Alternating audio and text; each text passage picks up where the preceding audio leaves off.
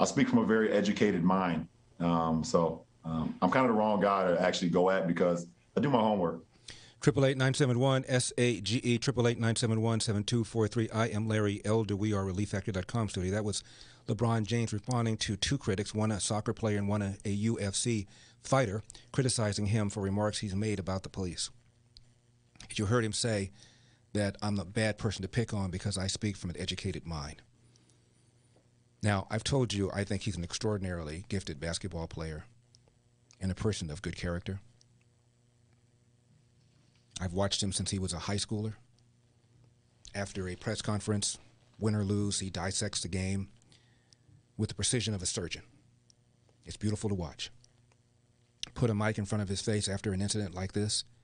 It's pure, unadulterated emotion. No fact, no stats, no data, no nothing.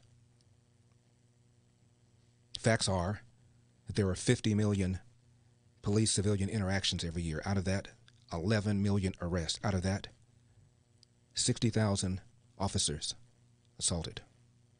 Out of that, 50 to 60 killed. Out of that, 1,000 civilians are arrested or are killed by the police. 500 of them are white. 250 of them are black. And as I've said, more unarmed whites are killed every year than unarmed blacks. And studies have shown consistently over decades that the police are more hesitant, more reluctant to pull the trigger on a black suspect than a white suspect. It is true that the police are 2.5 times more likely to kill a black suspect. It is also true that a black suspect, young black male, is 7 to 10 times more likely to be a victim of a homicide than a young white male. That is why the cops are there. The number one cause of preventable death for young white males, accidents like car accidents. Number one cause of death, whether preventable or not, for young blacks, homicide, almost always at the hands of another young black person. These are the facts. LeBron James is clueless when it comes to this. He has no idea what the hell he's talking about. And that's why he's being criticized. His heart's in the right place. His head is Lord knows where.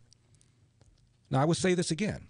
If LeBron James truly, truly wants to have a real impact, and I believe he does, then let's address the number one problem facing the country, which is the large number of kids who are raised without fathers. It is far and away the number one problem facing black America. And LeBron James was not raised with his father, raised by a single mom. And LeBron James became an unwed father, but he married the mother of his children, and he remains married to the mother of his children. I've heard no scandal. He's broken the cycle. Instead of saying, do what I have done, don't bring a child into the world unless you intend to marry the mother. I've never heard him say that. I've heard him talk about systemic racism on the part of the police and give all sorts of bogus information, convincing young black men that they're going to be hurt by the police. Therefore, the young black men are less likely to cooperate, making a incident go from DEFCON 1 to DEFCON 5 to DEFCON 1 faster, making the cops pull back for fear of being called racist. Therefore, bad guys have a field day. And guess who the bad guys' victims are? They ain't white people living in the suburbs. So LeBron James has made things worse when it comes to police, black community relations. But he could really do something and say something if he were to talk about his life and how he's turned it around and how he was raised and how the important thing is having a father in the home. And that's why he married the mother of his children and intends to be a much better father than he was. He could do all that.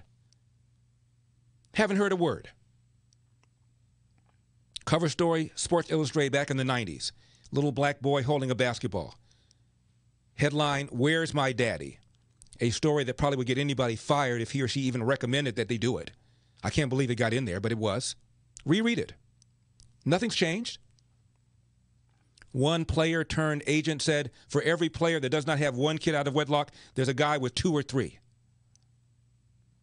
You're telling us that these players are role models.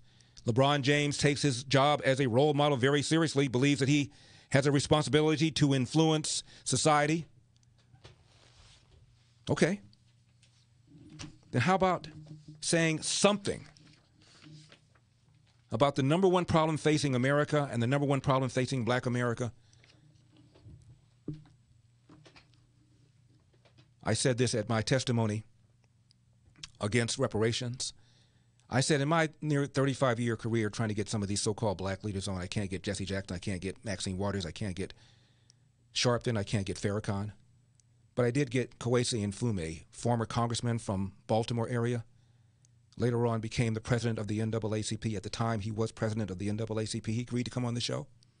And I said, Mr. Mfume, as between the presence of white racism or the absence of black fathers, which poses the bigger threat to the black community? Without missing a beat, the man said the absence of black fathers.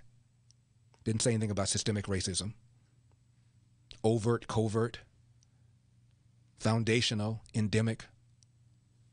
He said the number one, as between the presence of white racism or the absence of black fathers, which poses the bigger threat to the black community?